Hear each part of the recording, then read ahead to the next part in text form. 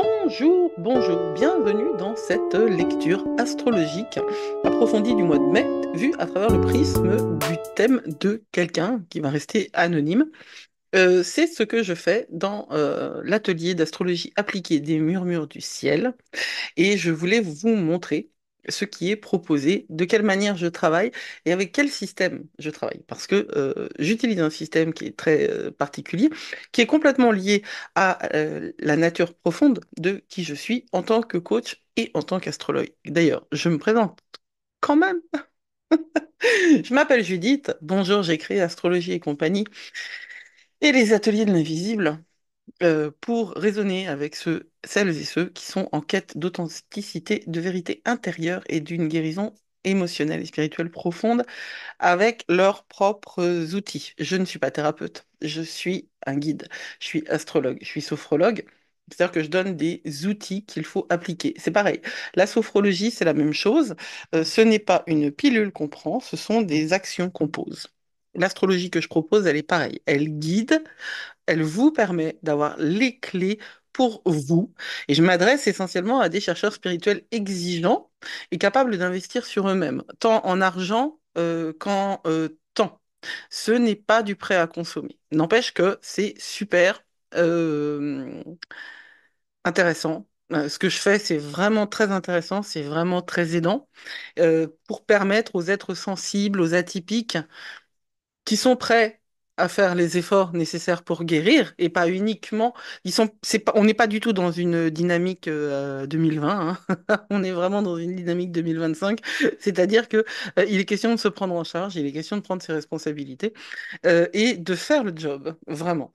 Moi, je propose une approche qui mêle l'astrologie, les soins des mémoires anciennes, une guidance très approfondie dans un milieu qui est doux et dans la compassion.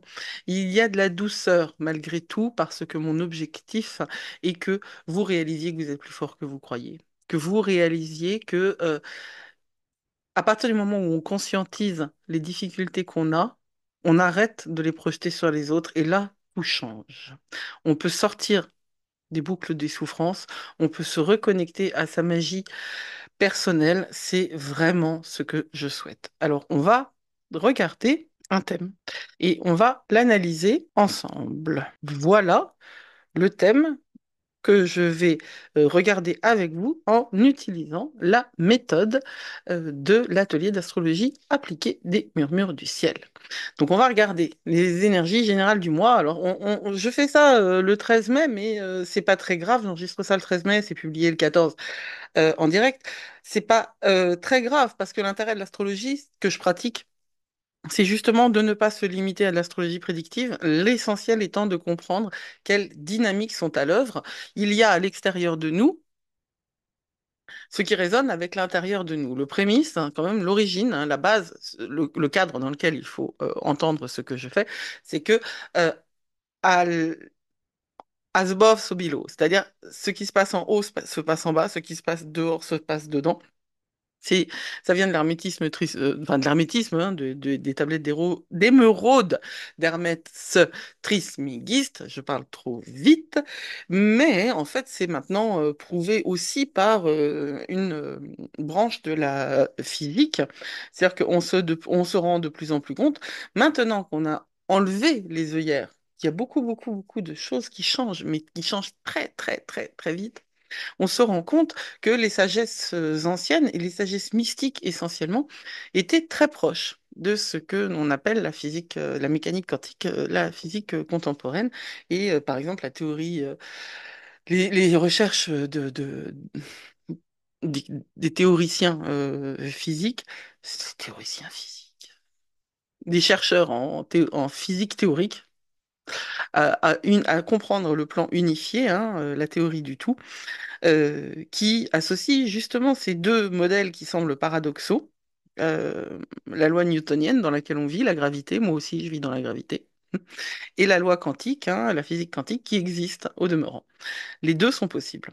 Donc, l'astrologie que je propose, elle conçoit le temps comme quelque chose qui n'est pas uniquement linéaire, c'est-à-dire que ce que vous apprenez maintenant, ça vous permet aussi de comprendre ce qui s'est passé avant, et ce qui s'est passé avant va vous permettre de changer ce qui se passe après. Ça, c'est indéniable. Enfin, j'ai fait de l'histoire une grande partie de ma vie. Alors, on va regarder ce thème. Et on va regarder donc les énergies du mois de mai à travers le prisme de ce thème qui est marqué par une forte présence en Capricorne, puisque quand on regarde un thème de naissance, on regarde toujours ce qui est autour de l'ascendant. Ça va nous donner les planètes dirigeantes en fait du thème. Oui, alors une toute petite introduction. Si vous n'avez jamais vu ça, bon, ça peut tout à fait s'adresser aux débutants, mais il faut quand même faire un petit effort pour comprendre l'astrologie. Ce n'est pas si compliqué que ça. Nous avons ici un certain nombre de symboles, mais à l'extérieur, c'est la roue du zodiaque. Le cycle du zodiaque commence par le bélier. La roue, comme c'est une roue, elle est infinie. À l'intérieur, on a les maisons. Alors ça, ce sont les énergies de chaque signe. C'est comme une météo. Les maisons, ce sont les domaines de la vie dans lesquels chaque énergie va se placer, portée par un acteur ou une planète. Ici, c'est le système Placidus. Je n'utilise que le système Placidus. Dans le système Placidus, les maisons n'ont pas la même taille, elles n'ont pas toutes la même dimension. Et c'est ce qui nous renseigne sur déjà quelque chose de l'individu. Parce que pour moi, nous n'avons pas tous, dans cette vie, je pense que nous sommes des âmes ayant une expérience physique et non des corps ayant une expérience spirituelle. Et dans cette vie, le natif, là, a une maison 1 qui est liée à l'ego et à la représentation de lui-même, qui est très importante et il faut le voir, tout simplement. C'est pas, il n'y a pas de critique dans ce que je dis, hein, c'est un fait. Quand on a une grande maison 1 comme ça, eh bien, c'est que on a une grande proportion de sa vie qui est associée à la présentation de soi. Hein. C'est la maison du moi, c'est l'apparence physique, c'est la tempérament, c'est la manière dont on aborde la vie, c'est la manière dont on est vu par les autres aussi.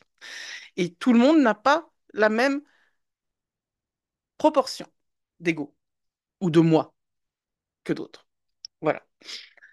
Ici, c'est un ascendant qui est fort parce qu'il est encadré par deux planètes fortes, Vénus et le Soleil.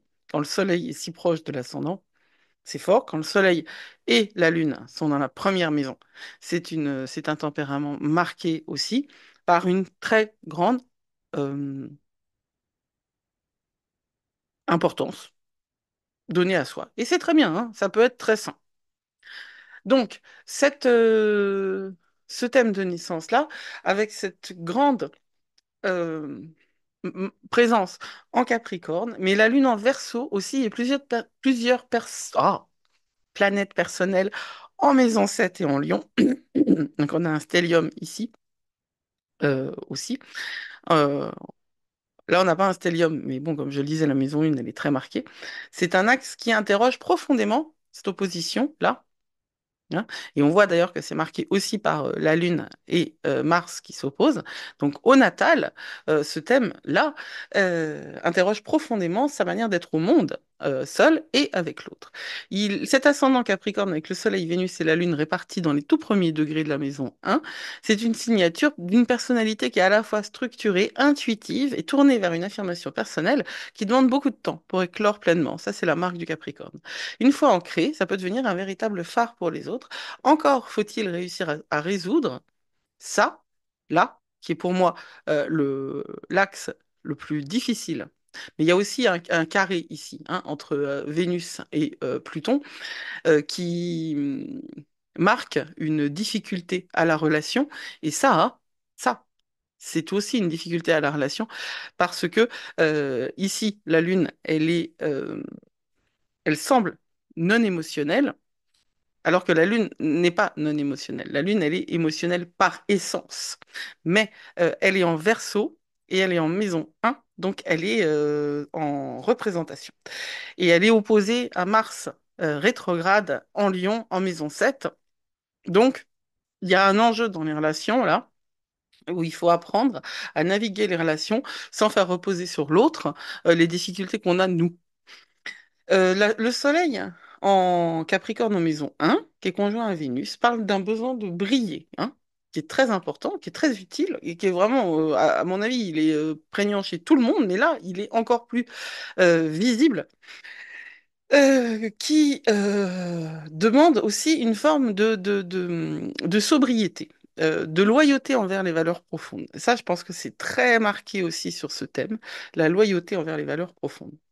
C'est pas un thème qui cherche à séduire en surface, mais il cherche à inspirer par la constance et la cohérence. Ce qu'on a là, avec la lune en verso, pour dire quelques mots sur le thème, hein, c'est vraiment pas une analyse de thème, c'est juste quelques mots de présentation. Ce qu'on a là, c'est comme s'il y avait une part du natif qui était toujours en observation, engagée et en retrait, qui est capable de percevoir les dynamiques collectives, de lire entre les lignes, mais qui est aussi, parce qu'elle est opposée à Mars rétrograde, dans une capacité. Et là, on a de l'autre côté une autre opposition, Jupiter rétrograde, Mercure. Qui rajoute là-dessus, il y a réellement un danger d'attitude passive-agressive qu'il faut contrôler, dont qu'il faut conscientiser en fait, hein. Euh, c'est pas toujours de la faute des autres, en gros. Alors, ce mois de mai présente des points d'inflexion très, très précis qui sont autour des maisons euh, 2, 3, 4, 5. Là, 2, 3, 4. Alors, pour moi, la maison la plus touchée, ça va être la maison 4. Parce que j'ai déjà regardé son analyse, hein, évidemment. Donc, il y a un questionnement fondamental sur les fondations, l'expression personnelle, les habitudes et les relations. Ça monte jusque-là, mais vous allez voir pourquoi. On a aussi un autre truc qui va vraiment marquer le mois, c'est le retour de Mars. Parce que le natif aura Mars qui va impacter directement son Mars natal. Et le retour de Mars invite à reconsidérer profondément les dynamiques relationnelles, les engagements et la colère. La manière dont la colère est exprimée. Et là, la colère, elle est très certainement complètement intériorisée. Elle a très certainement pas de place pour s'exprimer. Ce qui fait que d'abord, ça pose des problèmes physiques, hein, très certainement. Et qu'ensuite, ça attend de l'autre quelque chose. Il faut réussir à exprimer. Donc, on va avoir trois axes majeurs. L'axe maison 4, maison 10, l'axe relationnel, hein, qui est fortement mis en valeur par le retour de Mars, et l'axe créatif expressif avec la maison 5 qui est touchée par les lunaisons Mercure et Jupiter. Et puis, je parlerai quand même un petit peu de Pluton en maison 1, Chiron en maison 3, Lilith en maison 10, etc. Pour tout ça, j'ai des phrases à trous. Parce que c'est ça, le système de l'astrologie appliquée de l'atelier des murmures du ciel, c'est les phrases à trous. Alors, on va regarder ça tout de suite, parce que les phrases à trous, c'est quand même super, moi j'aime bien. Le soleil, il transite dans la maison où il est, le soleil. Il transite la maison 4 et la 5, parce que le soleil, il est en... euh, il commence à 11 degrés du taureau et il va jusqu'à 10 degrés des Gémeaux. Voilà. Donc, comme je vous le disais, la maison 4, elle est directement impactée. Ce soleil-là, si on utilise les phrases à trous que je propose, hein, le soleil transite dans la maison 4 jusqu'au 20 mai, puis dans la maison 5. Ce mois-ci, je suis invitée à mettre en lumière les domaines liés à la famille, au foyer, aux racines, puis à la créativité, au plaisir personnel et aux enfants. Les enfants, c'est tout ce qui signifie le fun aussi, hein. Et ça peut être les animaux aussi. Il va falloir, ça parle, quand le soleil illumine cette zone-là, ça parle d'une envie de se recentrer sur les besoins affectifs profonds, d'oser exprimer ses talents et de raviver la joie de vivre. La joie de vivre, elle est ici dans la maison 5, et la maison 5, elle est occupées par deux planètes conjointes sur les degrés analytiques. Donc, on est dans une. Et ces planètes, c'est Jupiter rétrograde et Lilith. Donc, c'est tout en intériorité. Ce thème-là est un thème qui a du mal à accepter la joie. Et je pense que ça fait partie des verrous de ce thème-là.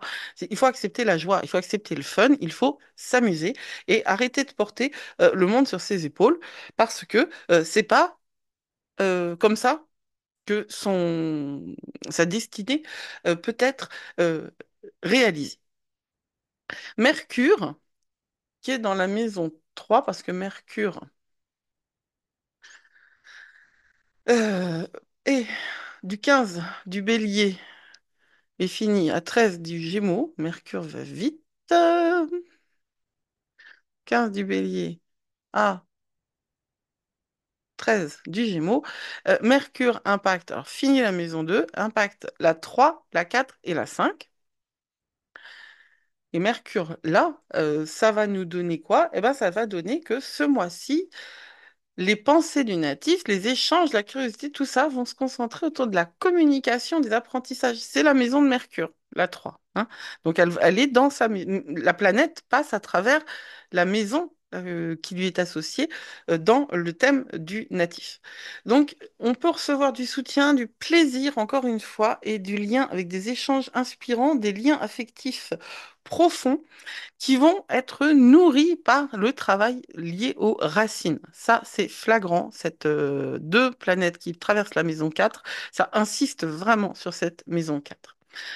Mars, c'est le retour de Mars. Mars commence à 5 degrés en Lion et et se termine à 21 degrés du Lion. Donc, on est zoup, on est vraiment là. J'ai pas pris la bonne couleur. On est là. Donc, dans le retour de Mars. Alors ça, c'est un truc qui va énormément marquer le mois de juillet, bah oui, bien sûr, le mois de mai du natif. Il s'agit euh, de ressentir un regain d'énergie, mais quand même qui active le Mars natal, qui est rétrograde, donc de combativité dans les domaines de relation à l'autre, les partenariats et les engagements. Il faut agir avec courage dans les relations, poser des limites, affirmer ses désirs dans le lien à l'autre sans être dans le côté passif-agressif qui est très marqué par cette opposition-là, euh, qui semble froid comme ça en apparence, hein, mais qui ne l'est pas, et qui va faire porter à l'autre, euh, potentiellement en tout cas, une grande charge dans la relation parce qu'il n'y a pas d'expression en fait des désirs.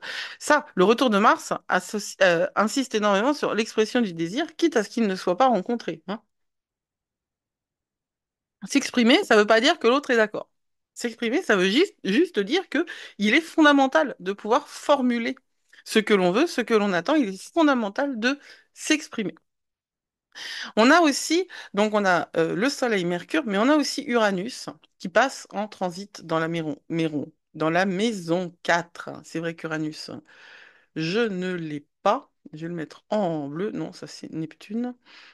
Je vais le mettre ce gris-là. Uranus. Il est... Je l'ai perdu. 26-28 taureaux. Uranus, il est là. Elle. Oui, j'en sais rien. Hop, ici. Donc c'est ça, la maison 4. Il y a beaucoup de transit dans la maison 4. Donc cette première partie du mois, le Soleil, Mercure et Uranus transitent la maison 4. Et donc c'est un moment où les questions de la famille, d'espace intime, de sécurité intérieure deviennent centrales. La maison 4, c'est pas seulement le foyer physique, hein. C'est aussi ce qu'on appelle le chez nous à l'intérieur. Cette zone du sanctuaire sur laquelle j'insiste tellement dans mes méditations, être à l'intérieur de soi, c'est cette zone-là en nous qu'on doit activer quand on écoute les murmures du ciel et quand on veut qu'ils nous répondent ou quand on veut communiquer avec le ciel. Comme Mercure passe par là, la réflexion va se tourner sur le passé, obligatoirement, peut-être pour organiser, clarifier ou reconsidérer certaines histoires familiales, certains héritages émotionnels, et certainement, et ça je le souhaite vraiment, bon, je le souhaite à tout le monde, mais certainement la notion de non-dit qui persiste en toile de fond et qui abîme la relation à l'individu, qui abîme en fait tout ce qui est en soi. C'est mon job à moi, c'est justement de dégager les non-dits. Et les non-dits, en fait, que on a l'impression que quand on fait quand on est dans un processus thérapeutique, on va dégager les non-dits, mais c'est pas vrai. Si on ne n'intègre pas les informations, si on ne les conscientise pas, on répète un système qui continue à perdurer. Le non-dit, c'est le déni. Le déni, c'est ça aussi. Et ça, le carré, Pluton, Vénus, là. Il y a des marqueurs dans ce thème, et ça aussi, qui sont vraiment des marqueurs de là où il faut se libérer. Et il faut se libérer dans la conscientisation et dans la relation à la vérité, même si elle ne correspond pas à ce qu'on imaginait, même si elle va mettre en péril quelque part ce Capricorne qui est à la fois en maison 12 et à la fois en maison 1. À part égale, parce que l'ascendant, il est au degré 16, il est au milieu du Capricorne. L'identité est profondément là, en ce moment, hein, avec ce thème, l'identité, elle est vraiment remise en question parce qu'elle est vraiment liée à la capacité de se sentir en sécurité dans sa propre intimité. Donc, on est en dehors du cadre qui a jusque-là toujours été euh, imposé. Et c'est pas parce qu'on est seul qu'on est bien avec soi-même. Alors, vraiment, ça n'a rien à voir, hein. Euh, on doit travailler parce que Uranus passe par là, hein. On doit travailler, accepter, autoriser les révélations, les changements soudains, les prises de conscience radicales. Et c'est possible. Tout le job qui est fait par cette personne au quotidien, dans sa relation à l'astrologie et à son travail intime, à son travail psychique, tout ce travail qui est fait va pouvoir trouver une forme de révélation euh, à partir de la mi-mai, en fait. À partir de la mi-mai. Euh, là, on va voir maintenant en face, c'est la maison 10. Et la maison 10, elle est marquée par la pleine lune, que je ne sais pas du tout, hop, par la pleine lune qui est ici.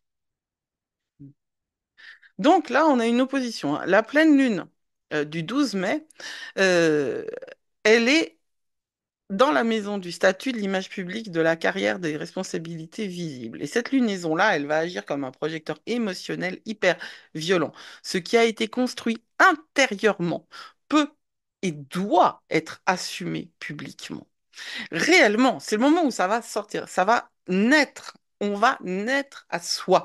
Mais avec le scorpion, rien ne se fait sans intensité. Vous le savez bien, c'est un signe d'une extrêmement puissant. C'est pas une reconnaissance légère, c'est une exposition profonde. On pourrait se sentir dévoilé et de toute façon, ça c'est la tonalité de cette pleine lune, hein. Je l'ai dit, cette semaine, on est dans la nudité individuelle, mais là, en particulier pour ce natif-là, c'est vraiment prégnant, vu dans sa vérité la plus nue. Et si on n'a pas suffisamment ancré, donc si on n'a pas suffisamment de rituels, et quand je dis ancré, c'est pas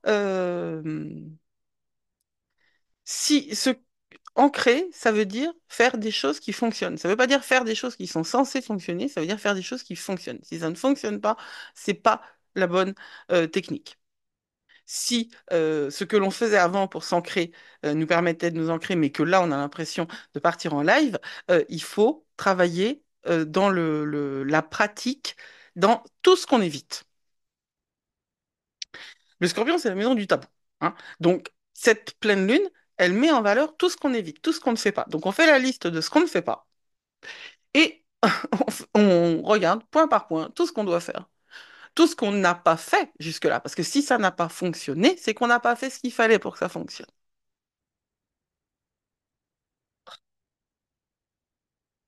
Voilà, la chose la plus importante. Quelque chose aussi peut prendre fin, évidemment, à ce moment-là. Mais si ça part, c'est pas pour diminuer, c'est pas un deuil terrible. C'est un moment pour on peut, grâce à cette libération de quelque chose à quoi on est accroché, parce que quand on a ce placement-là, on doit être sérieusement accroché à un certain nombre de trucs. Euh, il faut pouvoir lâcher, il faut de la souplesse et faut accepter les changements et accepter de faire ce qu'il faut pour se montrer. Voilà, pour pouvoir se rapprocher d'une autorité personnelle plus juste, d'une réussite qui ressemble à ce qu'on est. Et sait-on, savez-vous qui vous êtes? Vous. Réellement, j'ai un indice, hein, moi je sais que c'est pas si simple, mais en fait, pour beaucoup, l'évidence, elle est là. Il suffit de la voir. Si vous savez qui vous êtes, simplement, peut-être n'avez-vous pas accepté d'être ce que vous êtes. Et c'est le moment où il faut ajuster cet équilibre. La dynamique de ce mois, c'est une invitation à réajuster l'équilibre entre ce qui est intérieur et ce qui est exposé.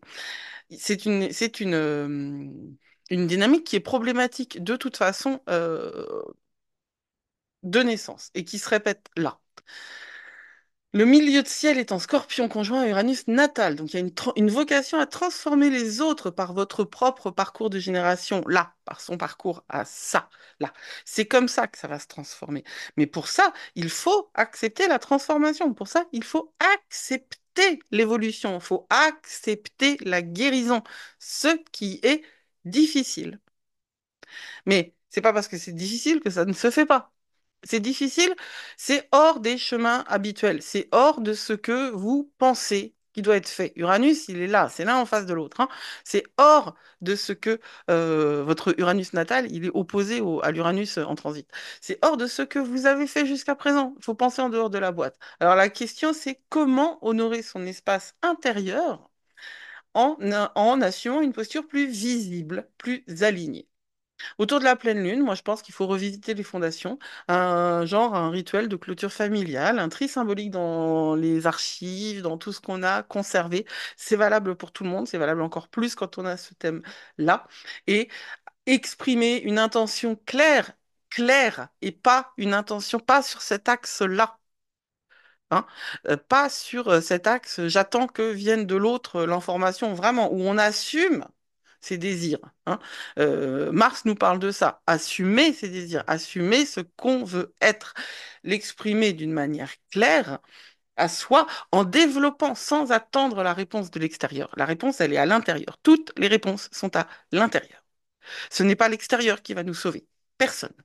L'extérieur va nous donner les éléments. L'extérieur, c'est comme un supermarché, c'est là où on va acheter les ingrédients, mais la cuisine, on la fait tout seul. Sinon, c'est un restaurant. Mais la vie, c'est pas comme ça.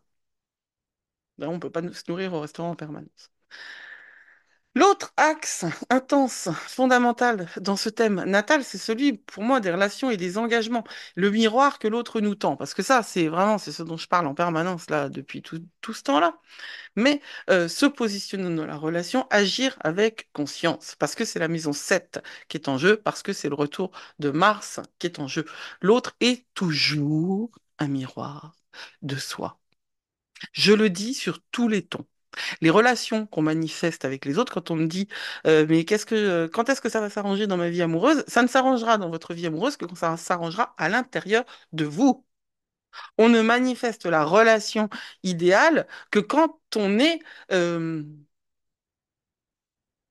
raccord avec soi-même, que quand on est honnête avec soi-même, quand on est dans l'illusion, quand on se raconte des histoires, on ne peut pas avoir de relation correcte avec les autres. L'autre est toujours un miroir de soi et le descendant est un miroir de l'ascendant. Le descendant, ce n'est pas la personne idéale, c'est faux. L'âme sœur, avoir une âme sœur, ça existe. Moi, j'en ai une, je suis mariée avec. C'est pas un voyage de tout repos, avoir une âme sœur. C'est quelqu'un qui vous est quelque part imposé, hein, par l'incarnation que vous avez choisie.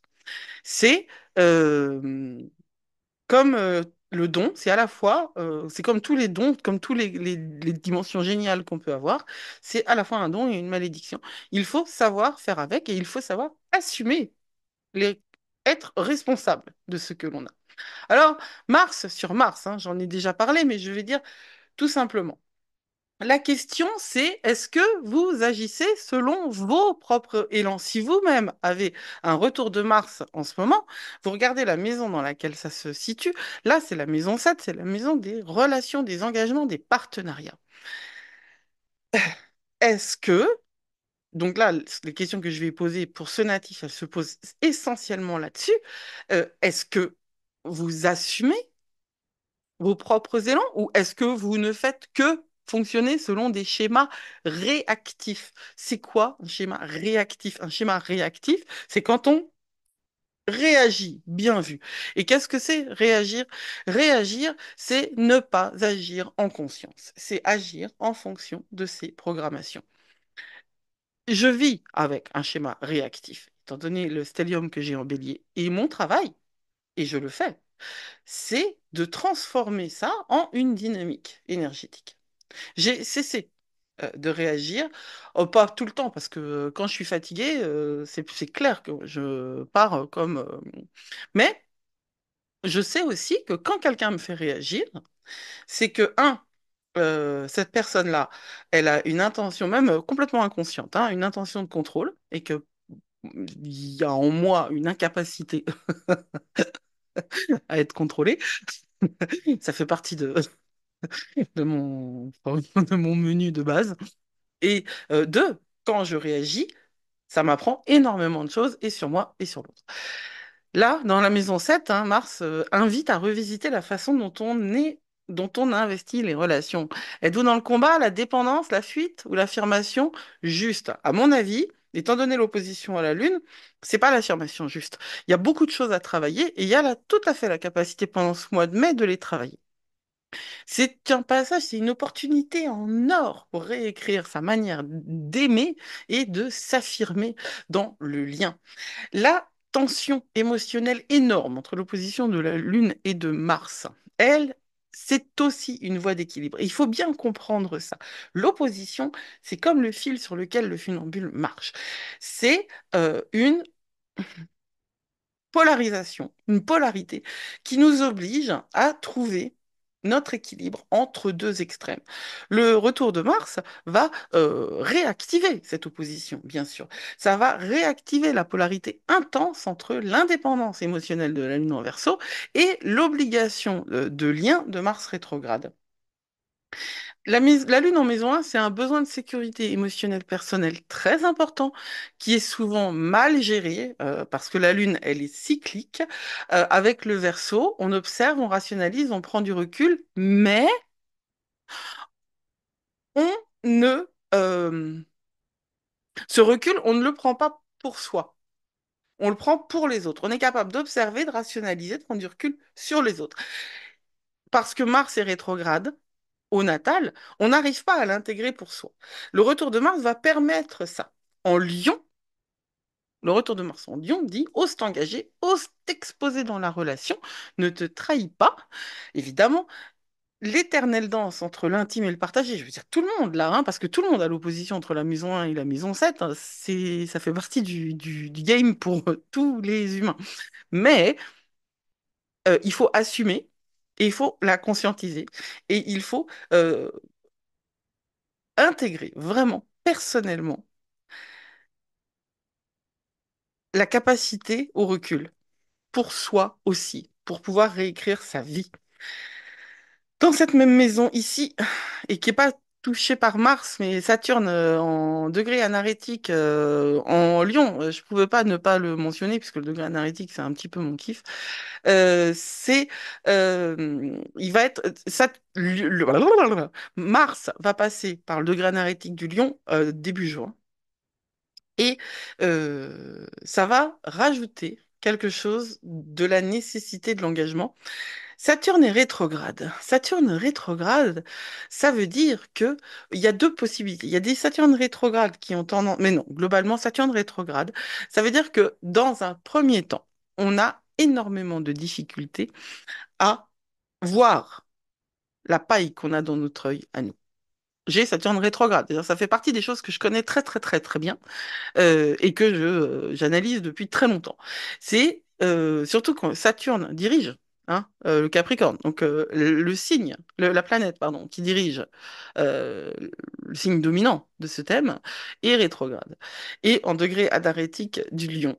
Donc il y a vraiment une espèce de dimension de la diva frustrée de pas être entendue, alors que c'est à elle de faire un effort pour construire sa vie. Saturne rétrograde en maison 7, ça veut dire que toute cette vie-là, toutes les leçons de cette vie-là passent par les relations. Et au mois de juin, il y aura un grand moment de vérité propice à l'affirmation de cette posture plus mature, plus claire, plus consciente, cette responsabilité dont je parle, qui est une position d'adulte, réellement d'adulte. Il va falloir sortir de l'idéalisation enfantine qui ne permet pas d'être heureux. Ou alors on assume. Mais à ce moment, voilà, on n'attend pas que les choses changent. Elles ne changeront pas si on ne change pas. Ça, c'est une certitude. Donc ce mois-ci et le mois de juin aussi, il faut observer les dynamiques relationnelles. Elles sont un miroir. Elles sont un miroir. Vraiment. Entendez ça tous autant que vous êtes. Les relations, l'état de nos relations sont un miroir. Notez ce qui vous irrite, ce qui vous attire, ce qui vous fait peur dans le lien à l'autre et tournez le regard vers vous. Qu'est-ce que ça raconte de vos désirs, de vos peurs et de vos limites? C'est un moment parfait pour arrêter d'être passif et pour être assertif. Assertif, c'est-à-dire d'être dans une action et pas une réaction. La réaction, c'est le truc qui va nous irriter sur le moment et qui va nous faire des conneries. L'action, c'est l'assertivité, c'est affirmer ce que l'on est. Encore faut-il savoir ce que l'on est. Pour savoir ce que l'on est, il faut faire le tri énergétique entre ce qui nous appartient et ce qu'on a projeté sur les autres. Pour faire le tri entre les deux, il faut prendre le temps de la réflexion. Le journaling est un outil extraordinaire pour ça si on veut bien prendre le temps. Et le temps, on l'a. Alors, l'axe 3, la maison 5, créativité, joie, expression personnelle. Parce que la nouvelle lune en Gémeaux, elle est ici, au 26. Donc elle va être conjointe à Jupiter rétrograde. Et elle est à la limite de la cuspide de la maison 5, mais elle est quand même dans la maison 5. Le début d'un nouveau cycle d'expression. Donc ça correspond parfaitement à tout ce qui est dit là, comme à chaque fois, hein, de toute façon. C'est un nouveau départ énergétique dans la sphère de l'expression. Et c'est vraiment un moment, un élan joyeux, instinctif. Il faut y aller, il faut s'amuser. Mercure en Gémeaux, qui est tiens, bon, qui est à partir du 25 mai, donc c'est là, hein, c'est sur la dernière partie, donc ça veut dire que tout le mois de mai, il va être là comme ça, hein, Mercure, je suis pas dans la bonne couleur. Mercure va être tout le mois de juin, pardon, de ce côté-là, hein, donc ça va apporter beaucoup, parce que il est bien, Mercure, en Gémeaux, il est chez lui, hein. C'est une créativité intellectuelle, humour, capacité à jongler avec les idées, ça va être super top, intellectuellement parlant, un grand moment. Et en plus, Jupiter va rentrer en Gémeaux. Tout au long du mois, il continue son transit en Gémeaux, s'approchant progressivement de la maison 5, parce que Jupiter est là, il est ici, il s'approche de la maison 5. À la fin de... Attends, c'est quoi exactement les... Jupiter, je t'ai perdu. Ouais, 21-28, hein. J'ai fait quoi? Oui, c'est ça, 21-28. Hop. Donc on va avoir à la fin le retour de Jupiter aussi sur ce thème-là. Donc, c'est vraiment la maison 5, elle va servir de boussole. C'est une expansion intérieure. C'est pas facile, hein. C'est pas obligatoirement facile. Parce que tout le reste associe, puis que Jupiter est rétrograde au natal. Donc, c'est à l'intérieur, tout ça. Mais n'empêche que cette reconnaissance-là, c'est une expansion intérieure, une confiance nouvelle dans la capacité à créer du lien. Si on fait le job de ce côté-là, et si on accepte les remarques, là, sans se sentir euh, déstabilisé ni sans se sentir attaqué. Euh, faut pas minimiser vos idées, il faut faire passer un message à travers qui vous êtes. Donc, il faut réellement incarner, être dans le travail du corps, de la posture et de la transformation individuelle et intérieure. Et donc, la joie. La joie. Pas la joie de façade, la joie qui vient de l'intérieur. La vraie joie. Autoriser la joie. C'est fondamental, ça, la joie. Il y a rien qui se permettra de sortir des difficultés si on n'est pas à l'intérieur de sa joie. Cette maison 5, elle est super importante dans ce thème-là parce qu'elle vient équilibrer le poids des responsabilités. Elle est en face de la charge qu'il y a ici. Et toute cette densité de profondeur intérieure et puis la tension des relations avec cette opposition-là. Donc, qu'est-ce qui m'apporte de la joie gratuite? Quelle idée, quel geste, quel jeu, quel projet léger j'ai envie de nourrir? Et surtout, est-ce que je peux le faire sans être dans une nostalgie, hein, qui est ici, sans une nostalgie qui me plombe et qui m'empêche de respirer? Donc, au moment de la nouvelle lune, il faudra poser une intention claire et simple, hein, pas une résolution, planter une graine, et exprimer un truc du genre, je choisis d'exprimer ce qui me fait vibrer, même si c'est pas parfait et même si c'était interdit. On va partir maintenant sur les points supplémentaires, l'invisible qui façonne, parce que ça c'est vraiment ma came à moi. Il y a trois axes majeurs qu'on vient de voir, et en plus, il y a des transits de fond qui sont intéressants à voir. Ça, c'est moins flagrant au quotidien, mais ça façonne en profondeur le terrain d'évolution que vous traversez ce mois-ci. D'abord, on a Pluton, qui est en maison 1, parce que Pluton est en... à 3 degrés du Verseau, donc Pluton. Ouais, Pluton est conjoint à la Lune. Alors ça, hein, euh, c'est pas un processus confortable du tout, d'autant que le Pluton, votre Pluton natal, il est carré à Vénus, et que le Pluton en transit, d'une certaine manière, fait résonner le Pluton natal, et que on est dans un travail sur les relations et sur l'expression de soi-même. Donc, Pluton qui est conjoint à la Lune natale, euh, va beaucoup interroger à travers le corps et le mental, mais il faut réellement là, grâce à la présence de Pluton, réussir à avoir cette capacité d'observation sur soi dans l'acceptation des réponses, même si elles ne correspondent pas à ce qu'on attend. Pluton propose là vraiment une voie de transformation intérieure. Il vient détruire tout ce qui ne vous appartient plus. Et ce qui ne vous appartient plus, c'est aussi ce qui vous a appartenu de toute éternité, quelque part. C'est ce qui vous a appartenu, c'est ce qui a appartenu à votre histoire familiale, c'est ce qui a appartenu à votre histoire euh, transgénérationnelle, à votre histoire karmique. Là, on est dans la nudité dont je parlais avec cette pleine lune en Scorpion. On a aussi Chiron, qui est dans la maison 3 et qui est pas, qui ne touche pas encore directement le Chiron natal, 24-25 bélier, hein. Le Chiron, donc c'est ici. Le Chiron natal, il est là, donc il touche pas le Chiron natal, mais par contre, ça va permettre de s'exprimer. Trouver le mot juste et on est en train de guérir des blessures anciennes qui sont liées à l'expression de soi, à l'intelligence, à la capacité de ne pas être entendu. On a l'impression qu'on n'a pas été compris, qu'on n'a pas été intégré. Il y a un gros spotlight sur ces questions-là, mais si vous ressentez une gêne, et c'est valable à peu près pour tout, hein, surtout dans un thème comme ça, mais si on ressent une gêne à s'exprimer, à trouver le mot juste, à prendre la parole, c'est précisément là que se trouve la clé. Maintenant, il faut savoir à qui on doit s'adresser et comment on doit s'adresser. Il faut assumer. Il faut parler en personne. Il faut parler en direct.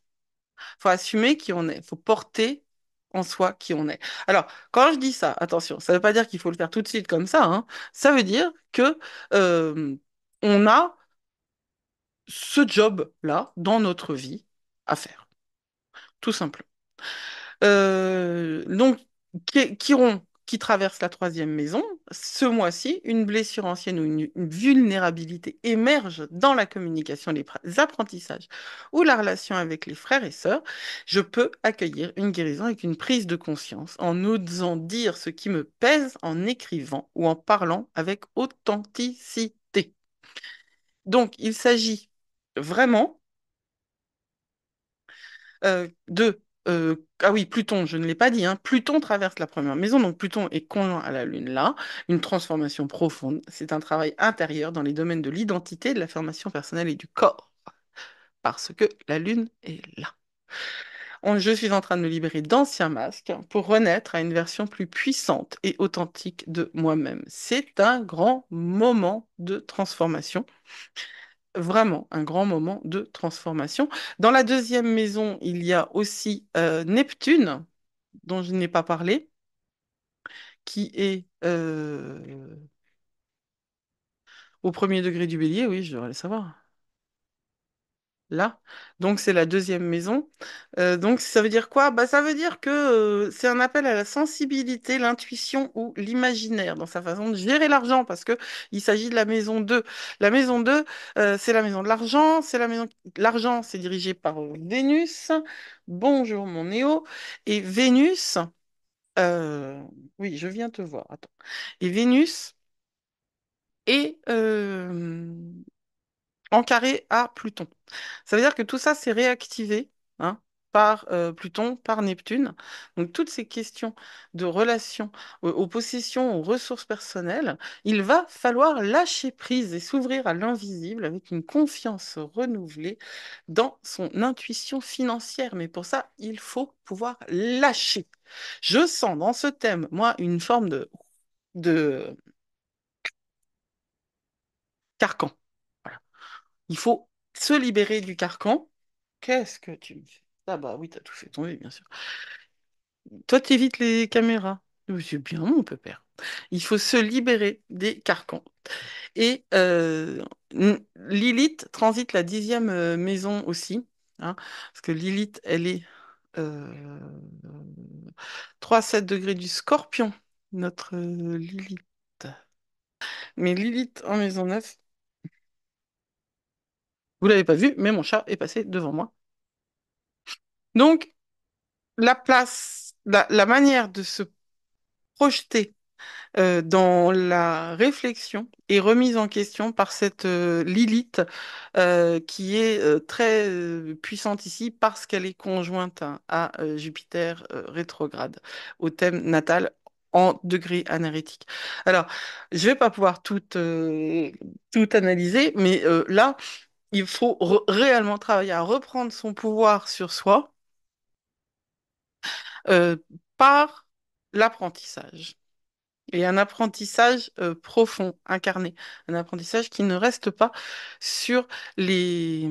le superficiel, hein, parce qu'il y a quand même beaucoup tendance à avoir peur, en fait, hein, voilà, c'est ça. Il y a de la peur dans ce thème, et il faut dépasser la peur. C'est pas un mois simple, mai 2025 pour ce thème, mais pour personne, mais c'est vraiment pour ce thème en particulier. Mais c'est un mois porteur, fondateur, qui va permettre de s'aligner.